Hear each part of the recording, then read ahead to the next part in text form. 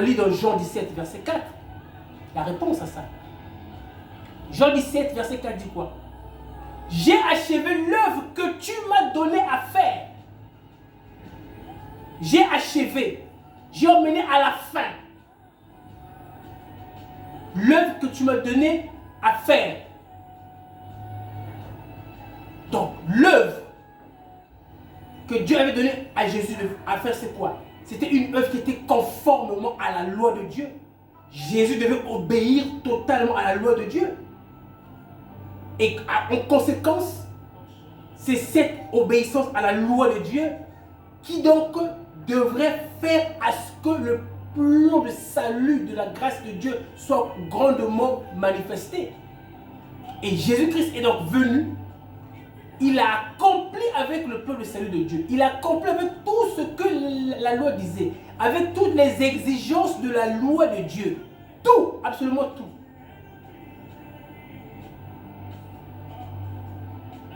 Mais, qu'est-ce que donc ce tout soit arrivé? Ça veut dire encore quoi?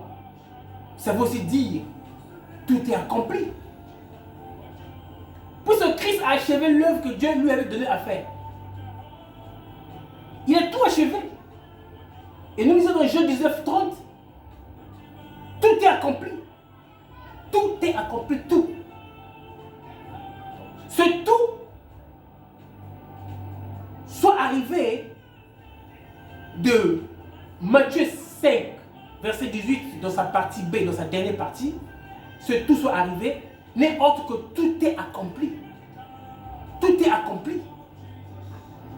Le Seigneur Jésus-Christ est venu donc pour accomplir la loi de Dieu dans sa vie et dans sa mort à la croix, afin d'abolir sur les tables de pierre et la réécrire sur les tables du cœur. Ainsi, abolir la loi selon la compréhension du Seigneur revient à dire l'accomplir. Une chose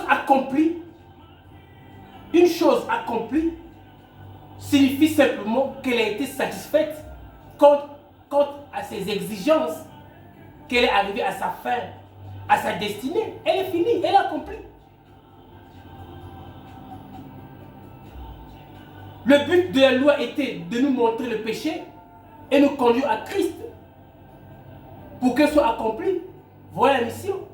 Quand vous avez un nom de mission, vous voyez les militaires, un nom de mission. Bien écrit. Vous partez en mission. Vous exécutez exactement ce que l'ordre disait. Vous revenez. Cette mission aura la sens quand vous la donne? Non. Elle est accomplie, elle est finie. On la classe. Elle est classée. Pourquoi vous ne comprenez pas ça? La loi avait un but. Lequel? Celui de montrer à l'homme le péché qui était en lui. Et une fois que l'homme se rend compte qu'il est pécheur, la même loi conduit cet homme au pied de Jésus. Jésus va ôter le péché. Et c'est pour cela que Jésus devait lui accomplir la loi. Parce que c'est Jésus qui était le seul à accomplir avec la loi de Dieu, qui est sa propre loi. Afin de donner cela comme cadeau à l'homme. Donner l'accomplissement de la loi de Dieu à l'homme. Bien évidemment, ceci dans les éléments d'observance, par les yeux.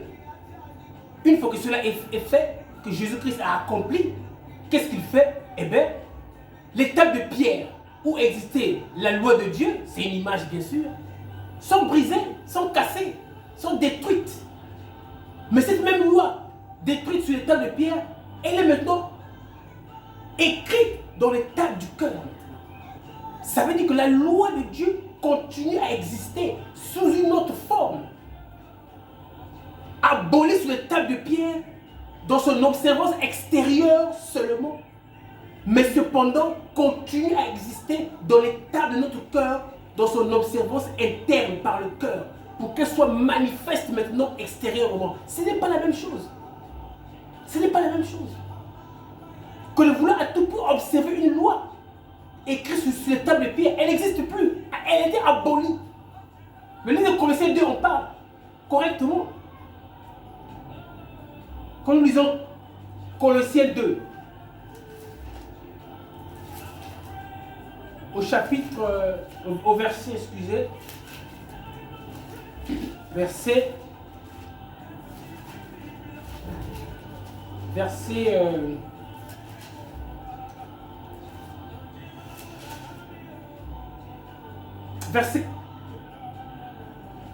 14.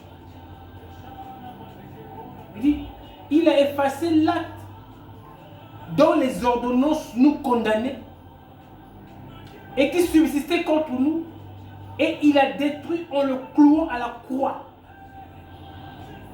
Il a effacé quoi? L'acte dans les ordonnances nous condamnait. La loi condamnait l'homme. Parce que l'homme n'arrivait pas à obéir totalement à la loi de Dieu. La question c'était qu'il fallait l'obéir totalement. Totalement. Les 613 commandements, il fallait tout obéir. Il n'y en a pas eu un seul homme qui pouvait le faire. Et le fait que l'homme ne pouvait pas le faire, ne fût-ce que ne pas respecter un seul commandement, même si l'homme pouvait respecter, soi-disant 99,99% de cette loi, mais le 0,001% là était comme un petit levain qui faisait monter la pâte. En fin de faire, avec le temps, cette pâte qui était montée par ce petit levain produisait la fermentation de cette pâte, la putréfaction. C'est pour cette raison que dans la parole de Dieu, l'obéissance, elle doit être complète et totale. Pas place au levain. Quand le peuple juif, pendant le désert, devait prendre des semaines de sanctification, on leur demandait que dans leur maison, ils ne devaient pas avoir aucune trace de levain. Aucune trace de levain. Vous comprenez? Donc le fait de ne pas obéir totalement à la loi, c'était impossible d'obéir totalement à la loi de Dieu. Condamner l'homme. Condamner l'homme. Que veut dire condamner l'homme? Maudissez l'homme. L'homme ne peut pas être béni. Allez lire dans Deutéronome 28 à partir du verset 15. Vous verrez la liste des malédictions qui était la conséquence de la non-obéissance. Pour Dieu, la non-obéissance, il suffit même que ce soit 0,01% de non-obéissance, vous êtes coupable devant toute la loi de Dieu. C'est pour cela que Jésus vient effacer cet acte-là. Parce que Dieu, par sa miséricorde et de sa bonté, accomplit que l'homme ne pouvait pas. Et Christ vient, parce qu'il est Dieu, il accomplit la loi totalement. Comme il a accompli totalement avec la loi de Dieu, la loi étant accomplie totalement, la loi n'a plus de force, la loi est finie. C'est fini, ce qui devait arriver est arrivé. C'est quoi? L'accomplissement total de la loi de Dieu. Une loi qui est accomplie par l'homme, Jésus. Jésus, en tant qu'homme, accompli avec la loi de Dieu, il a fini avec l'austérité de la loi. Il a fini avec, entre guillemets, l'orgueil de la loi. Il a fini avec, entre guillemets, la force de la loi. Jésus a terrassé complètement la loi de Dieu. On a accompli cette loi dans son propre corps. Et ainsi donc, il va donc effacer la loi. Il va dire, à partir de maintenant là, n'observez plus cette loi-là. Parce que tant que vous l'observerez, vous ne pourrez pas, vous serez toujours sous la malédiction. À partir de maintenant, c'est moi qu'il faut observer. C'est moi qu'il faut voir. Il faut voir maintenant Jésus. Il faut croire en Jésus. Pourquoi l'Église ne comprend pas ça? Il a effacé l'acte dont les ordonnances nous condamnaient et qui subsistait contre nous. Et il a détruit en le clouant à la croix. Il a dépouillé les dominations, les autorités. Et les a livrés plus au spectacle en triomphant d'elles par la croix. Toutes les lois qui condamnaient ta vie, qui condamnaient tout ce que tu pouvais faire, même ta conscience te condamnait. Jésus-Christ est plus que ta conscience. Jésus-Christ est plus que ces lois. Il les a clouées. Il les a clouées, ces lois. Ne sont plus observées par les yeux. Elles sont abolies sur les tables de pierre. N'oublie pas, abolies sur les tables de pierre, mais écrites dans le cœur. Pour que se manifeste par la foi en la personne de Jésus-Christ. Ça, c'est très important. Donc, comme nous, on parle d'abolir la loi, On ne dit pas que la loi n'existe plus. Non. C'est pas ce que moi j'ai dit. C'est pas ce que moi je dis. La loi continue à exister. La loi de Dieu, puisqu'elle est éternelle. Elle est la nature de Dieu, elle est Dieu. Elle continue à exister maintenant dans le cœur de l'homme. Dans le cœur de l'homme, là-dedans, là. Et non sur les livres. Et non seulement en lisant la Bible. C'est beau de lire la parole de Dieu, c'est beau de lire la Bible. Dieu nous recommande cela à chaque fois. C'est notre aliment de tous les jours. Ça nourrit l'esprit. Amen. Mais il y a une chose, lire et vouloir faire ce qui est là par ma volonté, ça ne marche pas. Je lis pour m'instruire ce que l'Esprit recommande et je laisse la nature de Dieu qui est en moi par le Saint-Esprit, le Christ qui est en moi, je laisse manifester ce que moi je lis. Je laisse manifester ce que je lis. Ce que je lis, je laisse à Christ le manifester. Que ce soit lui qui le manifeste maintenant dans ma vie. Et c'est naturel. On ne s'efforce pas. On croit tout simplement à Jésus. On croit. Mes membres sont les membres de Jésus. C'est lui qui les utilise maintenant. On est ancré à lui parce qu'il est en nous. Et il se manifeste. C'est question de foi. N'oublions pas que le juste vivra par la foi. Par la foi. C'est très important. Une fois que la loi est accomplie, elle n'a plus de force. Elle n'a plus de puissance. Parce que le péché est mort.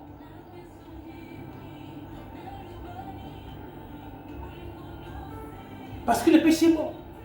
1 Corinthiens 15, 56 dit, l'aiguillon de la mort, c'est le péché. Et la puissance du péché, c'est la loi. Vous voyez que l'aiguillon de la mort, c'est le péché. Ce qui attise la mort, ce qui attise la mort, ce qui provoque la mort, ce qui est à l'origine de la mort, là où la mort tire sa puissance, là où la mort tire son origine, c'est quoi? C'est le péché. C'est le péché qui conduit à la mort. Amen. Mais cette puissance qu'a le péché, elle trouve ça où? La puissance du péché est révélée par la loi de Dieu. Paul a dit, si convoiter n'était pas un péché, je n'aurais pas su que en convoitant c'était un péché. Donc si je connais le péché, c'est par rapport à la loi de Dieu. Ça ne veut pas dire que la loi est mauvaise, non. Loin de là, la loi est bonne et parfaite et sainte et juste. Mais c'est le péché qui est en moi qui est mauvais. Le but de la loi, c'est de nous révéler le péché qui est en nous. La loi me montre le péché. Une fois que le péché est mis à découvert, donc la puissance du péché est mise à découvert, eh bien, cette puissance du péché-là me conduit à la mort. L'aiguille de la mort, c'est le péché, mais la puissance du péché, c'est la loi. Mais si la loi est accomplie, si cette loi qui révèle le péché en moi est accomplie, si cette loi qui révèle le péché en moi n'a plus de force, parce qu'accomplie, on a fini avec son austérité, abolie sur les tables de pierre, elle n'existe plus sur les tables de pierre. Dites-moi maintenant, où est-elle? Quelle loi peut encore me condamner? Quand Jésus-Christ nous dit dans Colossiens, il a effacé l'acte qui nous condamnait. Dans Romains, il dit qu'il n'y a plus de condamnation pour ceux qui sont en Jésus-Christ.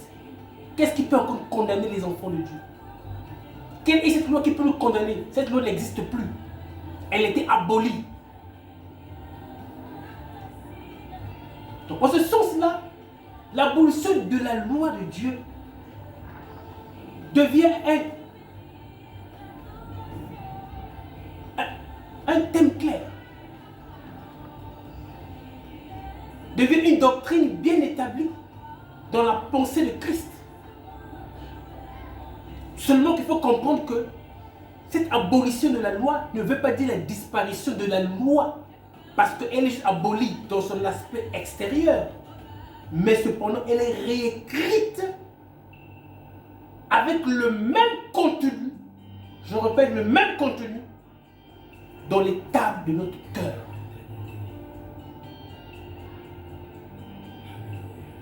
Et quand elle est réécrite dans les tables de notre cœur, on ne parle plus d'observance de la loi par les yeux. On parle maintenant de la manifestation de cette loi à travers de ma vie crucifiée qui permet à Jésus-Christ de vivre cette vie-là. Christ ne peut que vivre ma vie si ma vie est crucifiée. Sinon, il ne pourra pas. Il ne pourra pas vivre la vie dans la vie d'un chrétien si le chrétien n'a pas crucifié sa vie. Il ne pourra pas. C'est impossible. C'est impossible. Parce que c'est à la croix que Jésus-Christ a accompli totalement avec la loi de Dieu. C'est là où il dit tout est accompli. C'est à la croix. C'est à la croix où la loi a été crucifiée. La loi que moi je ne pouvais pas obéir et je ne pourrais jamais l'obéir, c'est impossible. Ni toi, tu ne peux pas. Tu ne peux pas obéir à cette loi. Impossible. Jésus l'a cloué à la croix. Et c'est à la croix qu'il veut nous rencontrer. Mort avec lui. Mort avec Christ à la croix. Afin que nous vivions avec lui par la résurrection de l'esprit de vie qui est en lui. Donc nous devons aller à la croix. Vivre avec le Christ. Pour que la loi soit en moi accomplie. Pour que le chrétien accomplisse la loi de Dieu, le chrétien doit aller à la croix de Jésus. Ce n'est qu'à la croix de Jésus-Christ que la loi est accomplie dans ma vie et dans ta vie. Tant que tu ne vis pas la croix du Christ dans ta vie, tu ne pourras pas accomplir la loi de Dieu. Parce que Christ l'a accompli à la croix. Et c'est à la croix qu'il nous attend